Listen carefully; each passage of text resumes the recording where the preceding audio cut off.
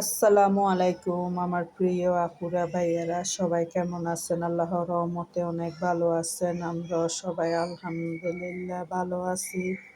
সকালবেলা নাস্তা রেডি করলাম। আজকে সকালবেলা নাস্তা রেডি করলাম, খিচুড়ি রান্না করলাম সবজি দিয়ে, আর ডিম ভাজি করলাম। রুটিও তৈরি করব। আমার মেয়ে বলতেছে যে আম্মু একটু খিচুড়ি রান্না করেন, পাতলা করে খিচুড়ি খাবো। তাই খিচুড়িও রান্না করছি, রুটি এখনো বেলি নাই, মাত্র খিচুড়িটা রান্না করা হয়েছে, ডিম ভাজি করা হয়েছে। আর এখন রুটি তৈরি করব। রুটিটা তৈরি করে নিলাম। রুটি তৈরি করে তারপরে ফ্রিজের মধ্যে বট আছে, গরুর বট আছে রান্না করা, তারপরে আলু ভাজি আছে, এগুলা গরম করে সবাইকে নাস্তাটা দিয়ে দিলাম। আর এখানে আমিও খাইতেছি আলু ভাজি দিই, তারপরে মুরগির মাংসের ঝোল দিয়ে। আর এখানে সকাল সকাল বাজার নিয়ে আসছে। বাজারগুলা যখন নিয়ে আসছে তখন আমি ঘুমিয়েছিলাম, একদম ভোরে ভোরে আজকে বাজার নিয়ে আসছে। আমাদের বাসার নিচে প্রত্যেক দিন 6টা বাজে বাজার বসে, তাই বাজারগুলো একদম ভোরে ভোরে নিয়ে আসছে। পরে হাজব্যান্ডের মাছগুলা ফ্রিজে ঢুকাই রাখছে, সবজিগুলা রান্নাঘরে রাখে দিচ্ছে। পরে আমি ঘুম থেকে উঠি, নাস্তা রেডি করে তারপরে প্রথমে ঘুম থেকে উঠে বাসাটা ঝাড়ু দিই। নামাজ তো প্রত্যেক মুসলিম ফ্যামিলিতে তো পড়ে, ভোরে ঘুম থেকে উঠে, ওইটা তো আর বলার কিছু নেই। নামাজ পড়ে তারপরে আবার একটু ঘুমাই, তারপরে ঘুম থেকে উঠে বাসাটা ঝাড়ু দিই, আদোয়া প্লেট ট্লেট যা থাকে ওইগুলা ধুয়ে তারপরে নাস্তা রেডি করে নাস্তা খাই।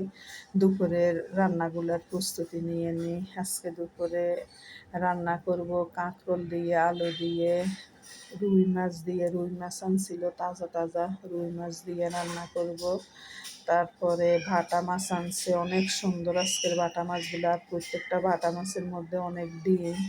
রুই মাছের ভিতরেও ডিম হয়েছে, বাটা মাছের ভিতরেও ডিম হয়েছে। বাটা মাছ রান্না করব টমেটো দিয়ে। এই যে বাটা মাছগুলো আমি কাটি, কিছু রাখে দিছি ফ্রিজের মধ্যে, আর কিছু রান্না করতে নিয়ে আসলাম।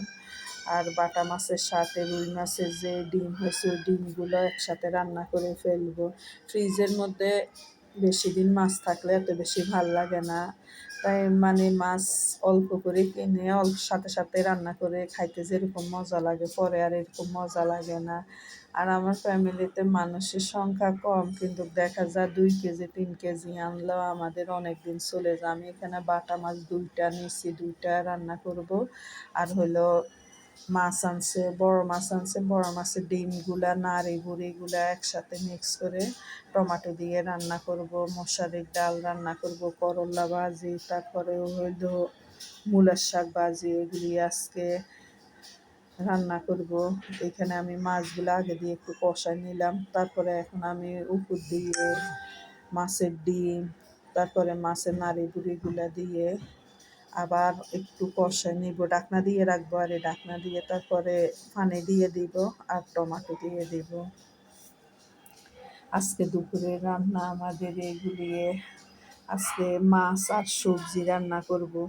দেখা যায় মাছ আর সবজি রান্না করলে আমাদের মানে সুন্দর মতো হয়ে যায়। মাংস রান্না করলে আবার দেখা যায় ওই দিন আর সবজি আর কেউ খায় না, মাংস দিয়ে ভাত খায়। আজকে মশারির ডালও রান্না করতেছি, করলা ভাজি, শাক ভাজি, সব সবজি, তারপরে মাছ, তারপরে কাঁকরোলও 1 কেজি আনছে। 1 কেজি আনলে দেখা যায় আমাদের 3 বেলা 4 বেলা রান্না করা যায়।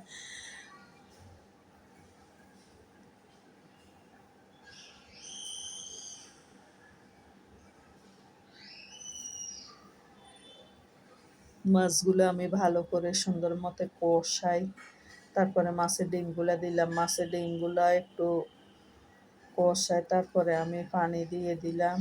এখন আমি টমেটো দিয়ে দিব।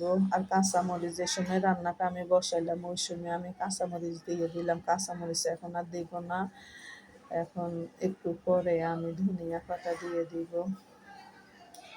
টমাটো সস তৈরি করব করে মানে আমার করা হয় না এবছর। টমাটো সসও তৈরি করি না, কিন্তু টমাটো এখন সস্তা আছে, ইচ্ছা করে না আসলে কাজকর্ম করতে। কোনো মানে কি আর বলবো, কোনো একটু শান্তি পাই না। প্রত্যেক দিন এত কাজ, থেকে যে এত কাজ আসে একমাত্র আল্লাহ মাহবুদ ছাড়া কেউ জানে না।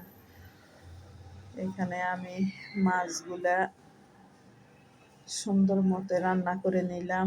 এখন ঝোল আর কমাবো না বেশি, ঝোলগুলা দেখা যায় মাছটা আমি নামাই ফেললে ঝোলগুলো একদম বসে যাবে, আর বেশি যদি শুকায় তাহলে একদম হয়ে যাবে, শুকনো শুকনো হয়ে যাবে। মাছগুলো একটু মাখা মাখা ঝোল রাখি নামাই ফেললাম, কারণ সন্ধ্যার সময় গরম করবো, তো আবার না হলে যদি একটু ঝোল না রাখি তাহলে গরম করতে গেলে দেখা যায় গরম হয় না ভালো করে, আবার পানি দিয়ে গরম করতে হয়, পানি দ্বিতীয়বার দিলে আর সবজি মানে কোনো কিছু খাইতে এত বেশি ভাল লাগে না। কাঁকরোলটা আমার রান্না করা হয়ে গেছে, কাঁকরোল ও রুই মাছ দিয়ে রান্না করলাম। আজকে অনেকগুলা মাছ রান্না করলাম, বাটা মাছও রান্না করলাম, রুই মাছও রান্না করলাম। এতগুলা খাবে কিনা আল্লাহ জানে। আর এখানে কি যে বৃষ্টি হইতেছে, প্রচুর বৃষ্টি হইতেছে।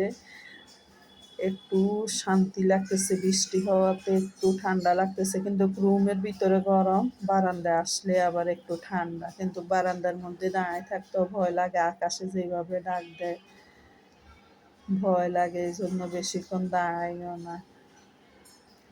আমি একটু দাঁড়ায় দাঁড়ায় বৃষ্টিও দেখতেছি, তার মধ্যে গাছগুলো দেখতেছি, গাছগুলা মানে কি সুন্দরে মনে হয় প্রাণ ফিরে পাইছে।